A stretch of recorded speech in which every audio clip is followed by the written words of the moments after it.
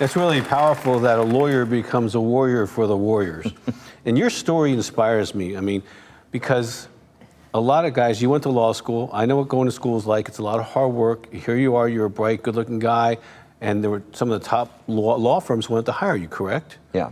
Well, what led you to say no to money and wealth and all of that quick, right, to take this journey to become a warrior for those who had no voice? Because that inspires me, because it says about you had a sacrifice to do that.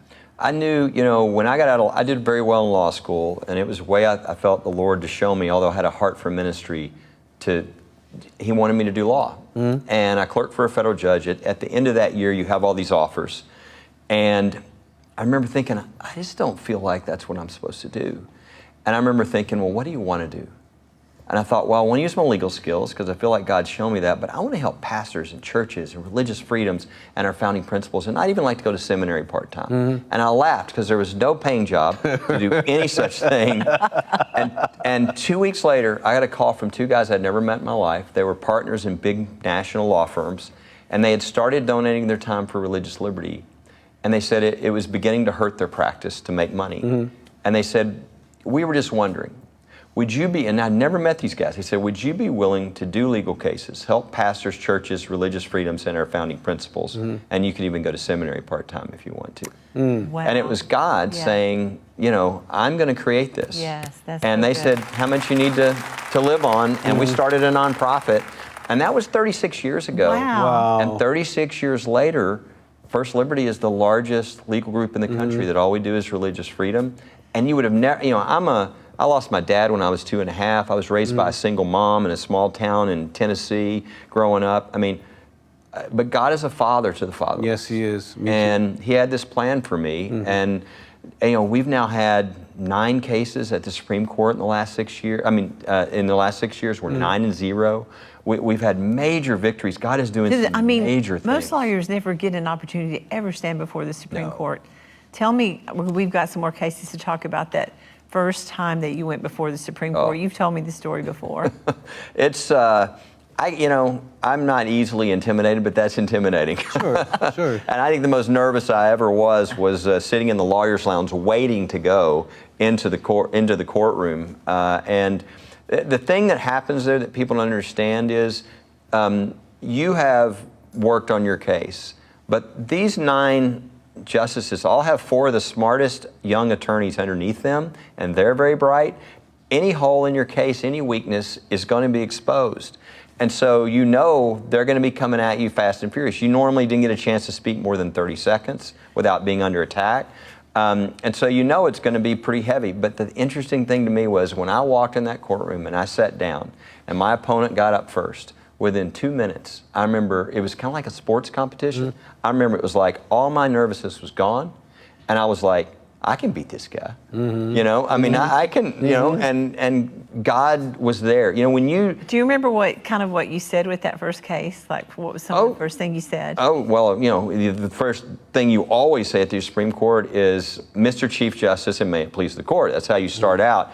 But then I was making an argument in a case and laid out that argument, but they came into me pretty quickly. And, you know, it was a great experience. It was... I tell you what I'll never forget, Joni, is my wife was there, and my wife was very nervous. But when it was over, I mean, when you have hard work and the gifts that the Lord gave you, they're fitting for what you're doing, and a lot of prayer, and the Holy Spirit is over what you're doing, there is a combination there that's like none other. And my wife, as we were walking out down the steps of the Supreme Court, turned to me and she said, "This is what you were born to do." Oh, I love that. And that's exactly right. I saw you run. Yes. It's you know, and people, everybody wants to know God's will, right? They want to know God's will. Or the most specific expression of His will always be how He created you. Yes. What are your gifts? What do you do well? What comes naturally to you? What is hard for other people that God gives? You need to do that. Whatever it takes.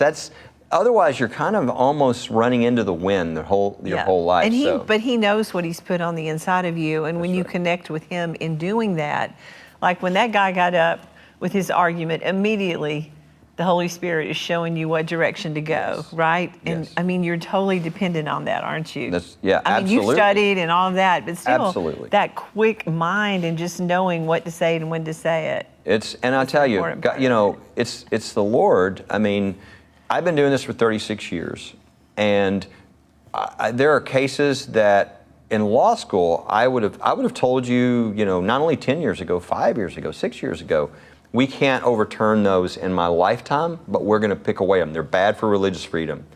And I've watched the Lord in the last 4 years. We had, there's about 8,000 requests a year to the court. Last year they took 58, okay?